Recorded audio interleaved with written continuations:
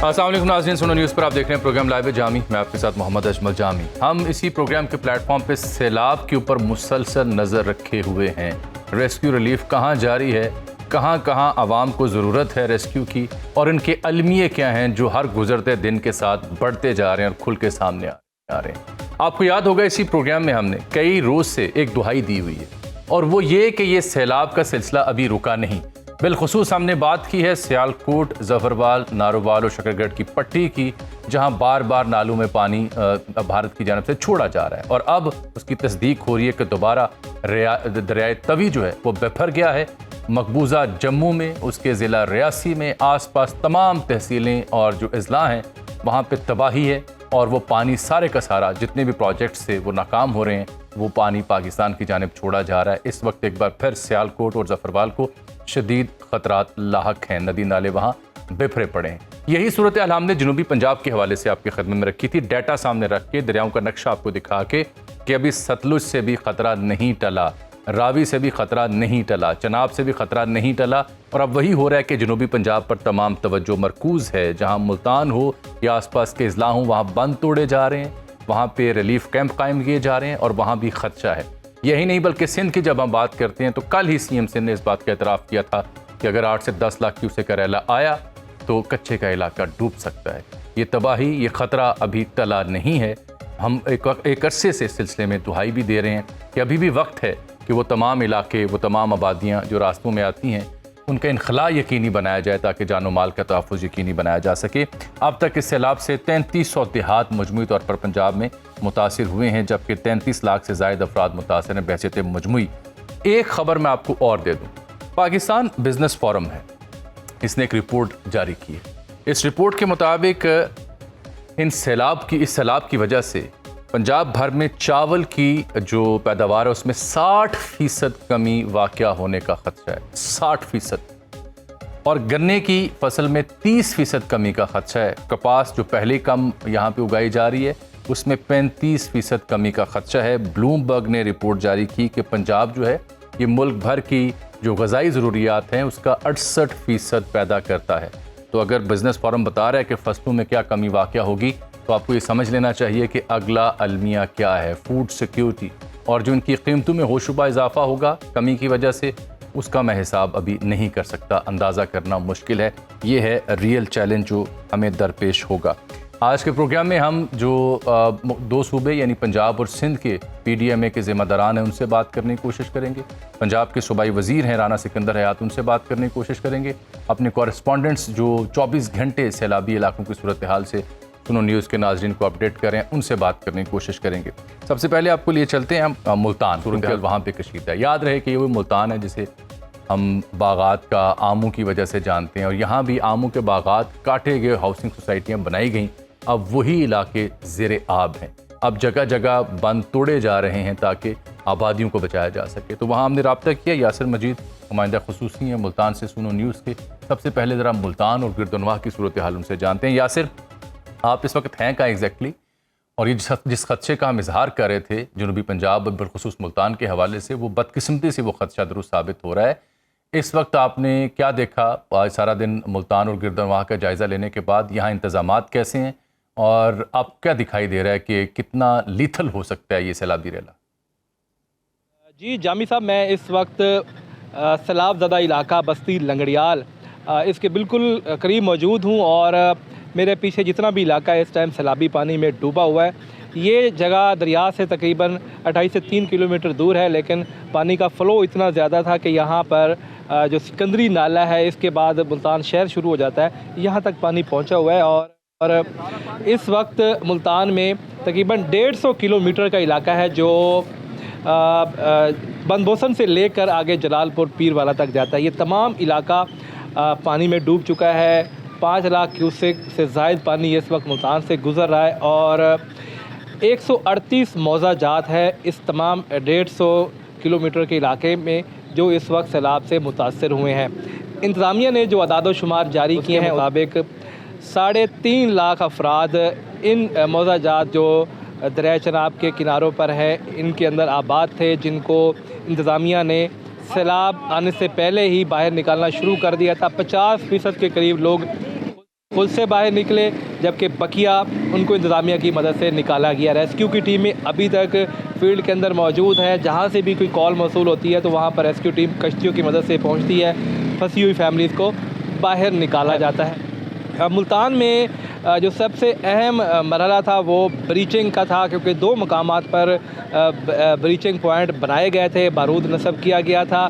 पहला हेड मोहम्मद वाला रोड और दूसरा शेर शाह रोड। ये दोनों मरकज़ी रोड थे। जो एक रोड मुजफ्फरगढ़ से मुल्तान को मिलाता है और जो दूसरा हेड मोहम्मद वाला रोड है ये मियाँ वाली और पखर लिया इन तमाम इलाकों को मुल्तान से मिलाता था। 2014 में भी इन दोनों मकामात को तोड़ा गया था और कई रोज़ तक जनूबी पंजाब के मुख्तलिफ़ इलाकों से मुल्तान का जो ये वाला रास्ता है ये मुनक़ते हो गया था और लोगों को काफ़ी मुश्किल का सामना करना पड़ा था। अच्छा, अब इंतज़ामिया ने ये पॉइंट तो मुख्तस कर लिए थे, लेकिन उनको तोड़ने की ताहा ज़रूरत नहीं पड़ी है, क्योंकि पानी का फ़्लो जिस तरह से यहाँ पे एक्सपेक्ट किया जा रहा था कि 7 से 8 लाख क्यूसेक होगा, उस तरह से पानी नहीं है। अभी तक 5 लाख या 5.5 लाख के करीब पानी ज़्यादा से ज़्यादा यहाँ पर आया है और 2 लाख क्यूसेक के करीब पानी इस टाइम दरिया रावी में है, जो हेड सिदनई से मुल्तान की जाने बढ़ रहा है। और खानेवाल का एरिया जहाँ पर दरिया चनाब और रावी मिलते हैं तो वहाँ से ये पानी आगे मुल्तान की हदूद में दाखिल होता है। अगले 1 से 2 रोज़ में वो पानी भी यहाँ पर आएगा। अब ऐसी सूरत हाल अगर पैदा होती है कि जो अकबर बंद है हेड मोहम्मद वाला के करीब, वहाँ उसको अगर ख़तरा होता है, वहाँ पर जो गेज रिपोर्ट है वो 417 फुट तक अगर जाती है तो फिर फैसला कर लिया जाएगा कि उस जगह को तोड़ा जाए और वहाँ से पानी गुजार कर आगे दरिया में दोबारा दाखिल किया जाए, क्योंकि दरिया तकरीबन 1.5 से 2 किलोमीटर पीछे अपना रुख 2014 से पहले ही तब्दील कर चुका है और ये पानी मुड़कर अब जो मेन पुल है दरिया की वहाँ से कम मिकदार में गुजरता है और इस साइड पे पानी का फ़्लो ज़्यादा हो जाता है। तो इंतज़ामिया उस मकाम पर इसलिए ब्रिज डालती है ताकि वो पानी वहाँ से गुजर कर आगे फिर दरिया के अंदर ही शामिल हो जाए। अगर ऐसा ना करें तो फिर मुल्तान शहर के मुख्तलिफ इलाकों को काफ़ी ज़्यादा नुकसान का अंदेशा होता है। फिर इसी तरह से अगर चनाब शेर शाह के मकाम पर अगर ब्रीच नहीं करते तो वहाँ पर भी जो मुजफ्फराबाद और इर्द गिर्द के इलाके हैं उनको काफ़ी ज़्यादा नुकसान है, वहाँ पर भी ब्रीच करके पानी को दूसरी जानिब क्रॉस कराया जाता है। इस टाइम पूरी इंतज़ामिया जो है वो मुतहर्रिक है। वज़ीर आला पंजाब ने भी आज मुल्तान का विज़िट किया, मुख्तलिफ़ मकामात पर उन्होंने सिला मुतसिल से मुलाकात भी की, ब्रीचिंग पॉइंट हेड मोहम्मद वाला का विज़िट किया, वहाँ उनको ब्रीफिंग दी गई। ठीक है, ये तो जारी बात है। अगर हम अब बात करें यहाँ पर सिला मुतासरीन की, जी बात पूरी करें। तकरीबन 3.5 लाख के करीब जो आबादी इन इलाकों में मौजूद थी उसमें से 50% लोग तो अपने घरों से निकल कर रिश्तेदारों या दूसरे घरों के अंदर चले गए थे, लेकिन बकिया जो आबादियाँ उनको इस टाइम 90 के करीब फ्लड रिलीफ कैंप्स के अंदर रखा गया है। और जहाँ पर मैं मौजूद हूँ इसको बिल्कुल ये आपने सुना है, यासिर मजीद हमें रिपोर्ट कर रहे थे, इन्होंने दिन भर इन इलाकों का जायज़ा लिया है और ये अंदाज़ा कीजिए कि 150 किलोमीटर का रेडियस है मुल्तान के आसपास जो सैलाब की वजह से मुतासिर हो। और यही नहीं बल्कि 138 देहात ऐसे हैं, 138 देहात जो इस सैलाबी पानी की नज़र हुए हैं। 3.5 लाख अफराद हैं जिनको रिलीफ और रेस्क्यू का काम वहाँ पे जारी है और अभी भी बंद तोड़े जा रहे हैं। तो ये सूरत हाल है सिर्फ मुल्तान की जो अभी हमें यासिर मजीद ने बताई। यहाँ एक छोटी सी ब्रेक ले रहे हैं और फिर PDMA के जो जिम्मेदारान हैं उनसे बात करेंगे ताकि आवाम को इल्म हो कि सूरत हाल है क्या। प्रोग्राम में एक बार फिर से आपको खुशामदीद कहते हैं। सैलाबी सूरत हाल है, मुसलसल बारिशें भी हो रही हैं मुख्तलिफ इलाकों में और ये सिलसिला थमने का नाम नहीं ले रहा। मसाइल में इजाफा हो रहा है और सैलाब उतरेगा तो काउंटलेस स्टोरीज अनफोल्ड भी होंगी। एक मिसाल मैंने आपको जो ज़रूरी पैदावार में कमी है और महंगाई है उसके हवाले से प्रोग्राम के पहले से मैं दे चुका हूँ। अभी हम प्रोग्राम में कोशिश करने जा रहे हैं कि NDMA हो या PDMA इनके जिम्मेदारों से बात करें कि ठीक है अब तो सैलाब की सूरत हाल में नोटिफिकेशन हमें दिखाई दे रहे हैं, बट इस सारी सूरत हाल से पहले इन्होंने क्या किया था। अभी मुझे ज्वाइन किया है डॉक्टर सैयद मोहम्मद तैयब ने, जनरल मैनेजर हैं टेक्निकल के नेशनल डिजास्टर मैनेजमेंट अथॉरिटी से हमारे साथ जुड़े हैं। बहुत शुक्रिया सैयद मोहम्मद तैयब साहब आपके वक्त का। सबसे पहले तो मुझे ये बताइए कि क्या NDMA ने मुतल्लिका सूबों को इस सारी सूरत हाल के हवाले से बर वक्त इत्तला दी थी, क्योंकि अब तो तमाम आपके जो शोबे हैं वहाँ से नोटिफिकेशंस मैं देख रहा हूँ, बट क्या ये सब कुछ टाइमली डिलीवर हुआ था? जी अस्सलाम वालेकुम। जो कि नेशनल डिजास्टर मैनेजमेंट अथॉरिटी की जो टेक्निकल विंग है, इनका बेसिक जो मैंडेट है वो है to generate disaster early warnings. और इसी के तहत हमने मॉनसून की कंप्लीट प्रोजेक्शंस डेवलप करके कंसर्न्ड प्रोविंसेस को इसमें हमने ना सिर्फ शेयर की बल्कि उनकी सिमुलेशन एक्सरसाइजेस भी यानी इनकी मशकें भी कराई ताकि जो प्रोजेक्टेड फ्लडिंग के सिनेरियोज हैं, चाहे वो खैबर पख्तूनख्वा में हो या जो अभी मौजूदा मानसून का जो इफेक्ट सूबा पंजाब में हो रहा है और जो आने वाले दिनों में सूबा सिंध में हम देखेंगे, तो इसकी complete projection of the monsoon करके हमने जून के आगाज में ही हमने कंसर्न प्रोविंसेस को दी। और हमारे मॉडल्स ने ये डिपिक्ट कर लिया था कि इस साल पाकिस्तान में ना सिर्फ मानसून में बारिशों की शिद्दत होगी, बल्कि हमारे जो नॉर्थ पर मौजूद ग्लेशियर्स हैं वहाँ पे टेम्परेचर में भी काफ़ी शिद्दत से इजाफा देखा जाएगा। और इन्हीं अर्ली वार्निंग्स के बेसिस पे हमने number of different court conferences मुनक्किद करवाई। ये बड़ी अहम बात आप डॉक्टर साहब कर रहे हैं, बड़ी अहम बात आप कर रहे हैं कि जून में आपने अर्ली वार्निंग और अपनी असेसमेंट करके सूबों को मुतलका महकमों को दे दी थी अपनी प्रेडिक्शंस, और बता रहे थे कि इतना खौफनाक हो सकती है सूरत हाल। जी बिल्कुल बिल्कुल। और अगर आप देखें भी जो 2025 का अभी जो रवां मानसून चल रहा है, ये अपनी शिद्दत में इसकी इंटेंसिटी कंपैरेटिवली पिछले फ्लड से काफी ज्यादा है। हमने इसका एक हिस्टोरिकल रेफरेंस भी जनरेट किया और कंसर्न प्रोविंसेस को दिया, जिसमें ना सिर्फ 2023 का फ्लड जो कि दरियाए सतलज में जैसे 2023 का फ्लड आया, 2014 में रावी और झेलम में भी ऐसी फ्लडिंग की सिचुएशन हुई, और इसके हिस्टोरिकल रेफरेंसेस में 1988 का एक फ्लडिंग सिचुएशन थी जिसमें भी दरियाए रावी में ऐसी ईस्टर्न फ्लडिंग देखी गई। 1955 और 1957 एंड देन आल्सो 1977 की वो हिस्टोरिकल रेफरेंसेस के साथ हमने इस फ्लड की सिचुएशन को रिलेट भी किया। और सेकेंडली जो सबसे इम्पोर्टेंट बात ये है कि जब हम फ्लड की प्रोजेक्शन करते हैं तो इट इज़ नॉट ओनली कि हम फ्लड के एक्सटेंट्स बताते हैं कि ये दरिया कितने, इसका फैलाव क्या होगा, बल्कि इसके साथ साथ हमने इसकी एक्सपोजर एनालिसिस भी की। और एक्सपोजर एनालिसिस से मुराद ये है कि कितनी सेटलमेंट्स, कितनी मोजाजात या यूनियन काउंसिल्स इसमें मुतासिर हो सकती हैं। ना सिर्फ सेटलमेंट्स बल्कि हाउसिंग स्ट्रक्चर्स हों, स्कूल या बिल्डिंग कोई बिल्ट इन्वायरमेंट हो, या सिमिलरली एजुकेशन फैसिलिटीज हो, या एग्रीकल्चर का क्या एक्सपोजर है इन फ्लड्स की। तो इन फ्लड्स की कंप्लीट हमने एक एक्सपोजर और रिस्क असेसमेंट करके मुतलका इदारों में हमने ये फराहम की, जिसके बाइस अल्हम्दुलिल्लाह अगर हम इसका देखें, अगर रिस्पांस देखें, ये एक मिनट ठहरिएगा डॉक्टर साहब, एक मिनट ठहरिएगा। आपने ये जो एक्सपोजर के बारे में और असेसमेंट के बारे में इत्तला दी, क्या आपको जब आप माजी का जिक्र करते हैं 2023 या उससे पहले के ऐसे वाक़यात का, जब आप असेसमेंट कर रहे थे, तो क्या आपकी टेक्निकल टीम को ये देख के हैरानी नहीं हुई नक्शे के ऊपर कि वो रावी जहाँ पे शायद चंद एक सोसाइटियाँ थीं, अब वहाँ पे दर्जनों सोसाइटी हैं, वो मुल्तान जिसके आसपास आमों के बाग थे वहाँ पे हाउसिंग सोसाइटी हैं? यानी ये देख के आपकी टीम को खुद हैरानी नहीं हुई कि यहाँ पे तो सैलाबी गुजरगाहें थीं और यहाँ इंसान आके आबाद हो चुके हैं?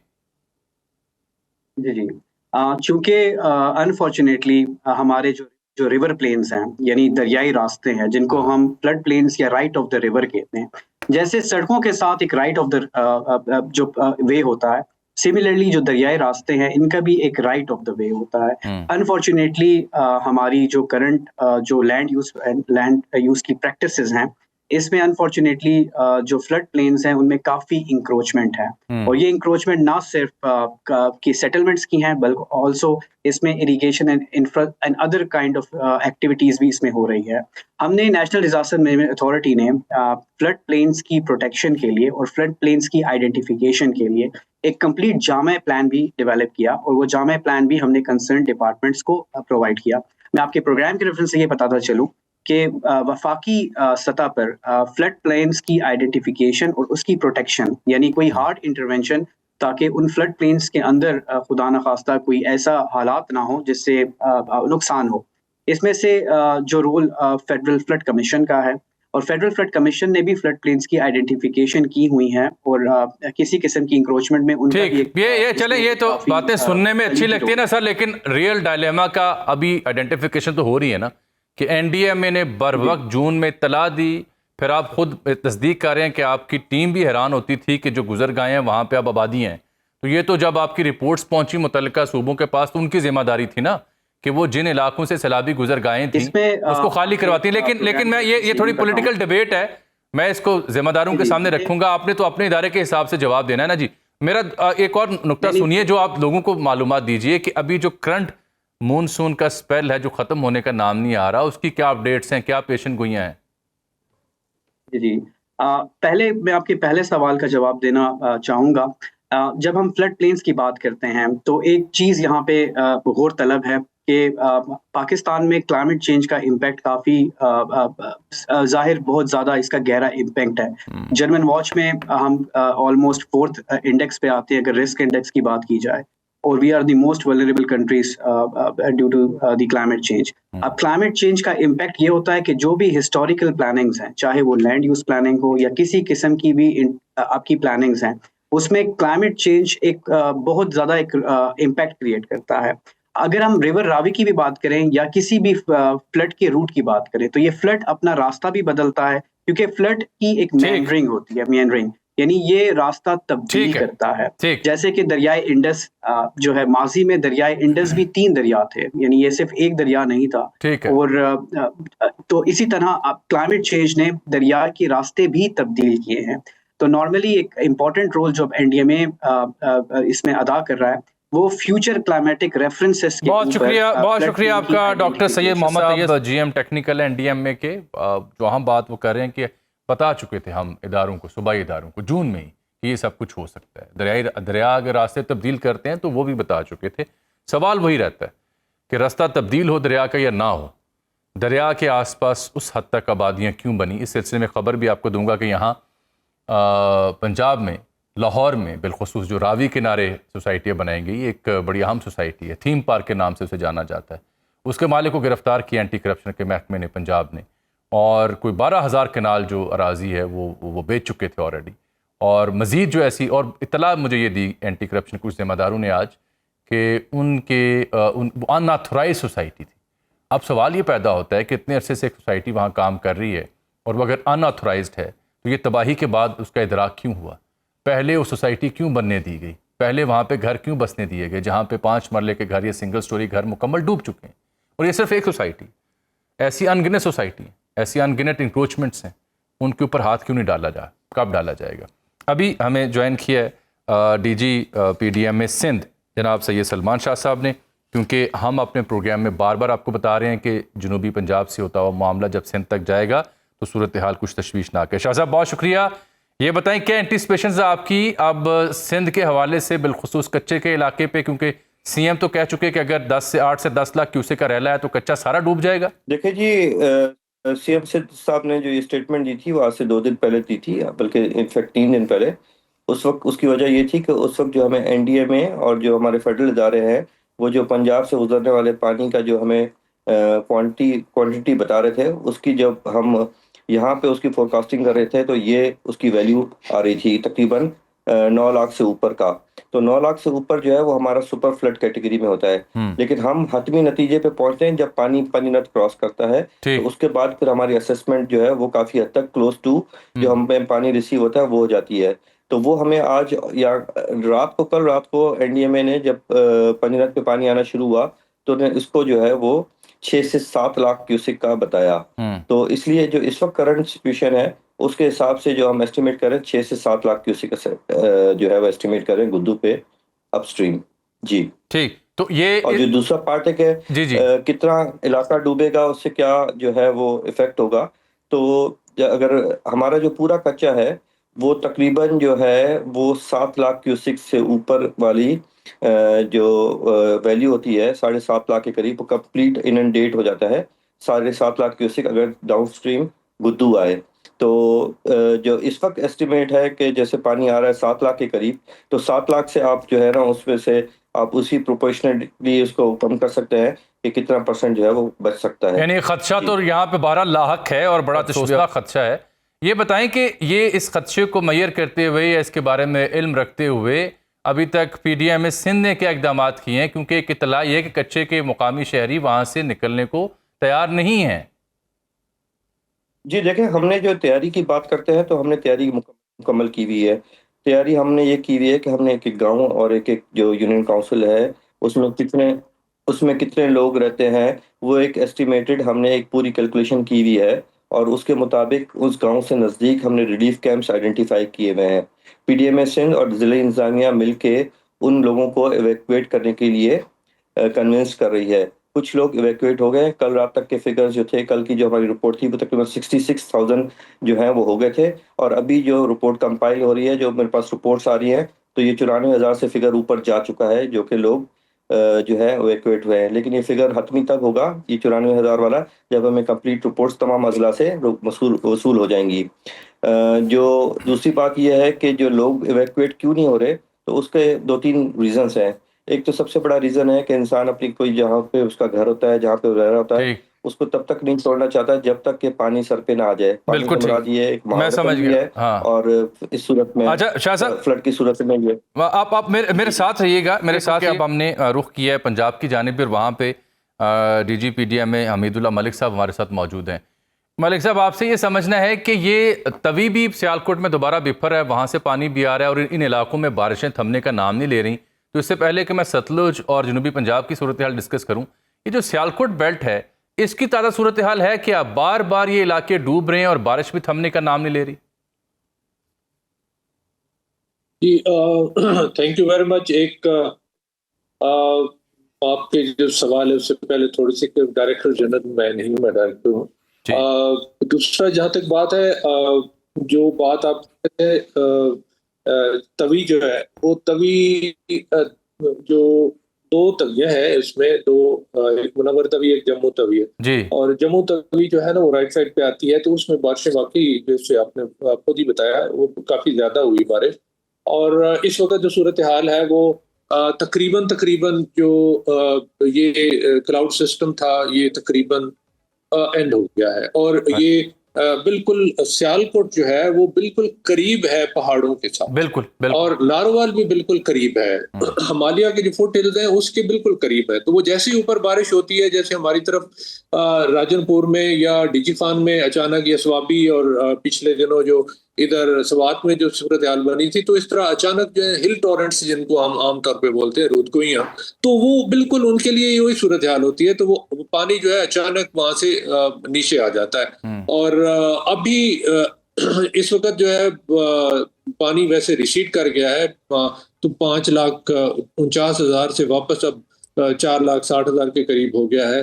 तो अब मजीद जो है ना, ये सिस्टम चूंकि पीछे बारिशों का खत्म हो गया, तो अब मजीद इसमें इजाफा होने का कोई चांस नहीं है, अब रिसीड करेगा। और ये जो पानी है ये पहले से जरा ज्यादा स्पीड से आगे जाएगा, क्योंकि पहले जो डिप्रेशन थे वो पानी से भर चुके हैं, पिछले जो पीक गुजरी है उसकी वजह से, और इससे बंद भी गीले हो चुके हैं, लोगों के घर भी गीले हो चुके हैं, और अब ये पहले से ज्यादा खतरनाक साबित हो सकता है। तो इसलिए तमाम वो दोस्त जो दरियाओं के इर्द गिर्द बैठे हुए हैं, जहाँ तक पानी दरिया का जा सकता है, या जिनकी जमीनें हैं अंदर, तो उनसे गुजारिश है कि आप रिस्क लेने की कतई तौर पे कोई जरूरत नहीं है। गवर्नमेंट ने जो है वहाँ पर कैंप बना दिए, राइट लेफ्ट दोनों साइड। ये तो हो गई ना, ये तो हो गई सियालकोट, नारोवाल, जफरवाल की सूरत हाल, जो बिलखुसूस बार बार कुछ नालों की वजह से और तवी की वजह से मुतासिर हो रहे हैं।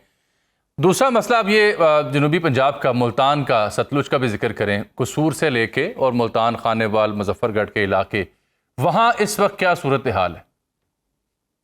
हाँ जी, बिल्कुल, आपने जो बात की, दोनों फ्रंट हो गए।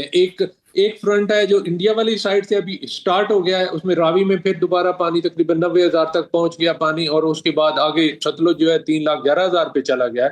तो वो एक फ्रंट ये है, और दूसरा फ्रंट आगे है जिसको आप राइटली पॉइंटेड आउट, अब फ्रंट वो है जो पिछला रेला है। तो इस वक्त जो सतलुज वाला रेला है वो तकरीबन हेड इस्लाम से गुजर रहा है, और उसके बाद जो रावी वाला है वो सिदनाई को क्रॉस करके अब आगे जा रहा है। रावी पे इस वक्त, सिदनाई पे इस वक्त 1,60,000 के करीब क्यूसेक पानी बह रहा है, जो खानेवाल की तरफ जा रहा है। और चनाब का जो रेला है वो मुल्तान से, डिस्ट्रिक्ट मुल्तान से गुजरा है, मुल्तान शहर से वो गुजर चुका है, और अब वो आगे मुजफ्फरगढ़ और फिर उसके बाद बहावलपुर में से होता हुआ डीजी खान, राजनपुर और फिर रहीमिया खान में दाखिल होगा।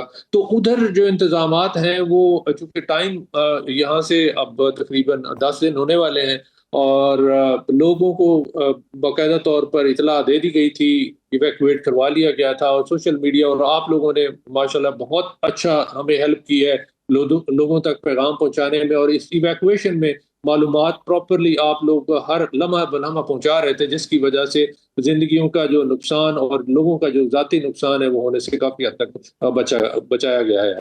ठीक, मेरे साथ रहिएगा आप मलिक साहब। मैं ज़रा सिंध के जो डीजी पीडीएम में शाह साहब वो भी प्रोग्राम में तशरीफ़ रखते हैं। शाह साहब, ये सिंध तो पहले भी आपको पता है बदतरीन मुतासिर हुआ, हालिया जो माजी करीब में सैलाब था अभी तो उसकी रिहेबिलिटेशन जारी थी, और अब अगर दोबारा ये सूरत हाल बनती है तो क्या सूरत हाल आप देखते हैं फिर उसकी?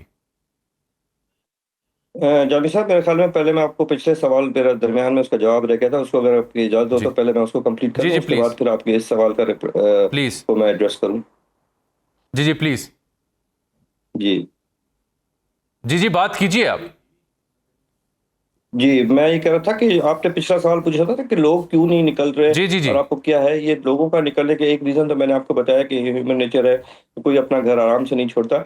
उसकी दूसरी जो वजह है वो मेनली जो वजह ये है कि वहाँ के लोग जो है उनका ये कल्चर है और वो एक्सपीरियंस्ड है हम लोगों से ज़्यादा, और उनको पता है कि किस लेवल पानी पे जो है वो हमें निकलना है। जब वो क्योंकि उन्होंने जो एक्सपीरियंस गेन किया over the past many years, वो वहाँ पे सदियों से रह रहे हैं, तो वो अपना पानी के लेवल को भी ऑब्जर्व करते रहते हैं। और तीसरी जो वजह है वो उसकी ये है कि उन लोगों ने अपने मकानात को जो 2010 में हमने सुपर फ्लड जो एक्सपीरियंस किया था, उसके बाद उसके अपने मकानात को है उससे ऊपर लेवल पे बनाया हुआ है, जो कि उन्होंने अपने अंदर एक रेजिलियंस पैदा की है। तो ये 2-3 वजूहत है जिसकी वजह से लोग जो है वो अमूमन कच्चा एवेकुएट करने में रेजिस्टेंस करते हैं।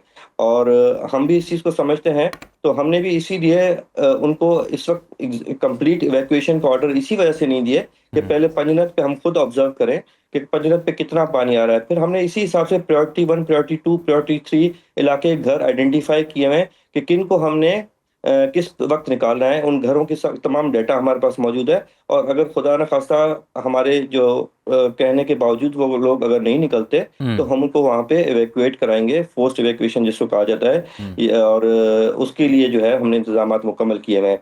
बहरहाल मैं अभी भी नहीं फैलाना चाहूँगा क्योंकि ये अभी क्वेश्चन जो है वो अंडर कंसिडरेशन है कि पानी की किस हद तक आता है। अब आ जाता है आपके दूसरे सवाल की तरफ कि 2022 का, और इसमें जो है वो क्या है, मतलब दोबारा तो ऐसा फिनोमेना नहीं हो जाएगा। तो उसमें बड़ा क्लियर करने की जरूरत है तमाम लोगों को, जो भी आपके तवज्जुह से सुनने वालों को, कि 2022 का फ्लड और 2025 की जो अभी सूरत हाल का हम सामना करने जा रहे हैं इसमें बहुत फर्क है।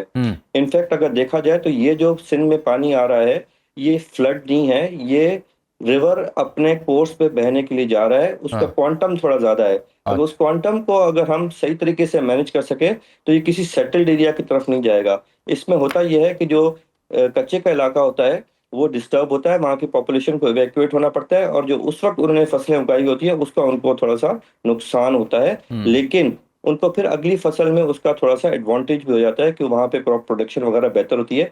शाह साहब, आपकी तैयारियां थी, जो मैं बात कर रहा हूँ कि एनडीएमए कह रहा है कि हमने तो जून में ही असेसमेंट करके दी थी तमाम इदारों को। जी मैं उसी की तरफ आ रहा हूँ। एनडीए में जो फोरकास्ट जो अपनी बेस करता है वो जिन सोर्सेज पे बेस करता है उसमें 2-3 सोर्सेज हैं। मेनली जो है वो सेस्कॉफ एक इदारा है जो कि इंटरनेशनल बॉडी है, साउथ एशियन क्लाइमेट फोरम। वो एक अपनी लॉन्ग फोरकास्ट जो है वो इशू करता है मई के महीने में। उसकी बेसिस पे एनडीएमए और हम मिलके एक हिकमत अमली मुरतब करते हैं जिसमें असेसमेंट्स करते हैं कि क्या क्या चीज़ें हो सकती हैं। तो उसी के हिसाब से जो हमारे पास जो इस साल की फोरकास्ट थी तो वो 5 लाख से 7 लाख क्यूसेक आने की हमारी जो असेसमेंट थी। और देखा जाए तो अभी जो सूरत हाल बनती जा रही है वो तकरीबन इसी फिगर्स के क्लोज बन रही है कि सिंध में रिवर इंडस में इतने तक पानी आ सकता है।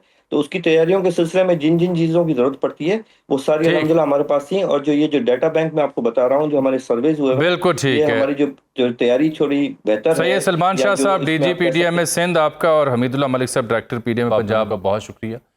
यहाँ नाज़रीन प्रोग्राम वक्त है ब्रेक का। वेलकम बैक नाज़रीन। और अब बिलाखिर हम बात करते हैं हुकूमत की। तो मुझे ज्वाइन किया है सीनियर वज़ीर हैं, वज़ीर तालीम राना सिकंदर साहब पंजाब सरकार से, उनसे हम बात करते हैं। राना साहब, आप इस वक्त कहाँ हैं? नज़र नहीं आ रहे आप चंद दिनों से। अस्सलाम वालेकुम सर, मैं कल ही अमेरिका से पहुंचा और इस time as of we speak मैं हेड बल्लूकी के मुकाम पे हूँ। ठीक, ये मेरा 7th विजिट है आज सुबह से, और ये रावी के ऊपर जो सैलाब मुतासरीन हैं उन सब से हेड बल्लूकी पे, अल्पा कलां अबाट कलां और उसके बाद बूंगी लालू, औजला, इन सारी यूनियन काउंसिल से मैं होके, इससे पहले मैं कल आज सुबह जब सीधा कसूर गया हूँ तो वहां सतलुज, बिकॉज कसूर को दोनों दरिया लगते हैं, एक साइड से रावी में हैवी फ्लडिंग है और दूसरी साइड से सतलुज में तारीख की हैवी फ्लडिंग है। बिल्कुल ठीक। राना साहब, अभी आज के प्रोग्राम में मुझे ज्वाइन किया था एनडीएमए के जीएम टेक्निकल सैयद मोहम्मद तैयब साहब ने। उन्होंने कहा जी हमने अपनी असेसमेंट तो जून के अंदर ही पेश कर दी थी तमाम सूबों को और मुतल्लिका महकमों को कि ये सूरत हाल होगी, आने वाले चंद माह में हैवी फ्लड्स होंगे, तारीख़ी बारिशें होंगी, और ये मंजरनामा उन्होंने कहा जी हमने असेस करके बता दिया था। तो अगर जून में रिपोर्ट्स आ चुकी थी तो ताख़ीर क्यों हुई इंतजामात करने में? जी सर, मैं सबसे पहले तो ये कहना चाहता हूँ कि ये तारीख का सबसे बड़ा रेस्क्यू ऑपरेशन है। एंड लाइक आई सेड कि मैं दोनों दरिया सूर के एक कैजुअलिटी पूरे जिले के अंदर रेस्क्यू ऑपरेशन में नहीं हुई, एक आई एम रिपीटिंग, और करीबन 4.25 लाख के करीब लोगों को रेस्क्यू किया गया। और जिस पॉइंट पे मैं इस टाइम मौजूद हूँ, अगर आप वीडियो कॉल पे लाइव लेना चाहें, आपके पास ये ऑप्शन मौजूद है कि 100 की तादाद में लोग अभी भी यहाँ पे, उन्हें चारा भी फ्री मिल रहा है और उन्हें खाना भी फ्री दिया जा रहा है, उनके लिए मेडिकल कैंप मौजूद है। तो अब ओवरऑल आपकी इस बात में कोई दो राय नहीं के वजन है कि हर गवर्नमेंट को वेल और बेटर प्रिपेयर्ड होना चाहिए। उसके लिए हमने प्रीलिमिनरी सारी अरेंजमेंट्स की हुई थी। बट लाइक यू नो, आज आप देखें कि इंडिया के हमारे से बुरे हालात हैं, हमारे से बड़ी इकोनॉमिक पावर होने के बावजूद। सो नेचुरल कैलामिटीज जो हैं, रेन कितनी होनी है कोई प्रिडिक्ट नहीं कर सकता कि चकवाल के अंदर ओवरनाइट 400 mm हो जाएगी, पिंडी में 250 हो जाएगी और में 225 हो जाएगी। So we are doing our maximum.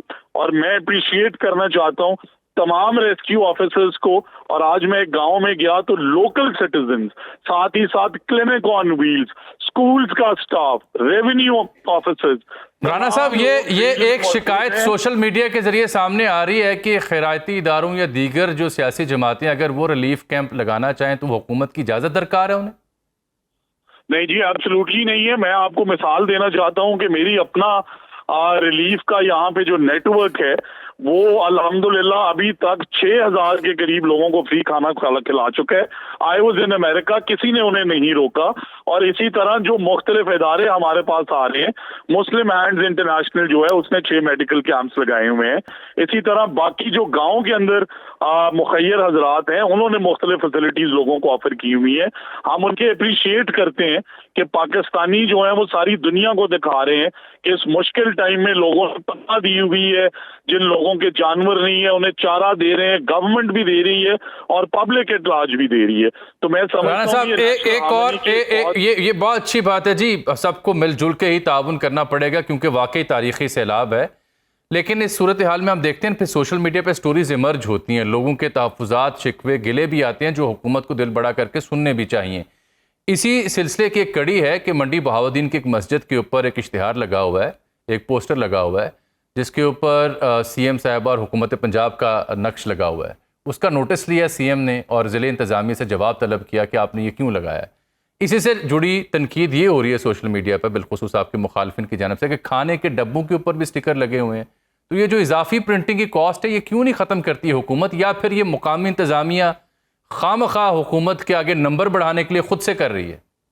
Sir देखिए, मैं इस तारीख में नहीं जाना चाहता कि इनके टाइम पे क्या इश्तिहारात होते थे, पर बाहर कैफ इसमें एब्सोल्युटली कोई दो राय नहीं है कि किसी जगह मैं सुबह से फील्ड में, और आप अभी मैं आपके प्रोग्राम के तवस्सुत से सबको कहना चाहता हूँ, आप अभी लाइव वीडियो कॉल कर लें, एक इश्तिहार मैडम सीएम का यहाँ मौजूद नहीं है, बाहर के उनके वज़रा मौजूद हैं, MNAs मौजूद हैं, उनका रेवेन्यू स्टाफ मौजूद है, फील्ड अफसरान मौजूद है, हॉस्पिटल का अमला मौजूद है, वेटरनरी क्लिनिक के लोग मौजूद हैं, क्लिनिक्स ऑन व्हील मौजूद हैं।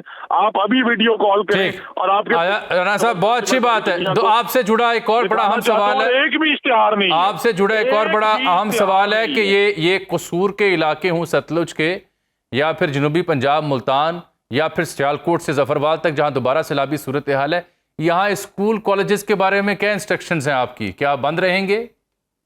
सर देखें, ये हमने हर जिले में डिप्टी कमिश्नर्स और सीओ जो हमारे डिस्ट्रिक्ट एजुकेशन अथॉरिटी के चेयर भी हैं, उन्हें इख्तियारात दिए हैं कि जिस तरह एक जिले के अंदर सैलाब की सूरत हाल दूसरे से डिफरेंट है, एक अर्बन जिला है उसके अंदर है ही नहीं, तो इस वजह से हर डिस्ट्रिक्ट टू डिस्ट्रिक्ट वेरी कर है।